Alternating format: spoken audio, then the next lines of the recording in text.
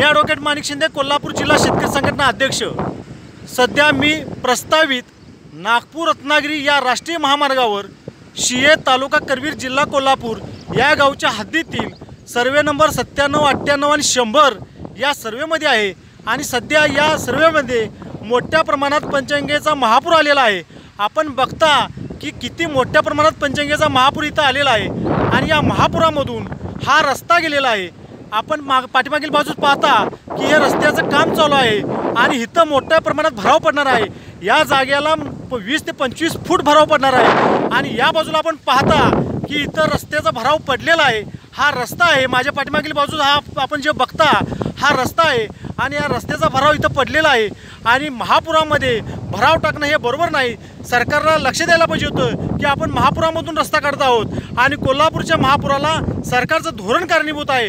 आदरणीय नितीन गडकरी साहेब, आपण तर फार हुशार आहात, आपली विद्वत्ता सगळ्या भारताला माहीत आहे आणि असं असताना आणि त्यातच आपण महामार्ग मंत्री आहात आणि असं असतानासुद्धा आपण हा रस्ता मंजूर कसा केला हा आम्हाला पडलेला एक मोठा प्रश्न आहे। त्यामुळे नितीन गडकरी साहेब, आपण हा महापूर बघताय आणि या महापुरामध्ये तुमचं रस्त्याचं काम चालू आहे, हा भराव आहे आणि एवढ्या मोठ्या प्रमाणात इथं 47 पाणीपाती असताना सुद्धा एवढा पूर आला आहे।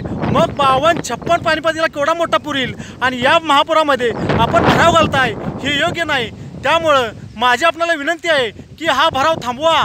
इथं ह्या जागेला तुम्ही रस्ता करीत असाल तर तो उड्डाण पूल करून रस्ता करा, वरून रस्ता करा, पण खाली भराव टाकू नका। कारण तुमच्या भरावानं कोल्हापूर जिल्ह्याची वाट लागलेली आहे, तुमच्या भरावानं सांगली जिल्ह्याची वाट लागलेली आहे आणि त्याचं हे जिवंत उदाहरण आहे। आम्ही वरडून सांगतोय की तुमचे भराव हे कोल्हापूरच्या मुळावर उठलेले आहेत, पण तुम्ही ऐकायला तयार नाही। आणि किती लोकांनी आज आपली घर संसार आपलं पाण्यात बुडवायचं, किती लोकांना स्थलांतरित व्हायचं आणि वर उठून तुम्ही लोकांना स्थलांतरित व्हा म्हणून नोटिसा करताय आणि हे कुणामुळे झालं? हे फक्त तुमच्या धोरणामुळे होतंय आणि तुमच्या धोरणामुळे आज कोल्हापूर जिल्ह्याची आणि कोल्हापूर शहराची धुदाण होत आहे।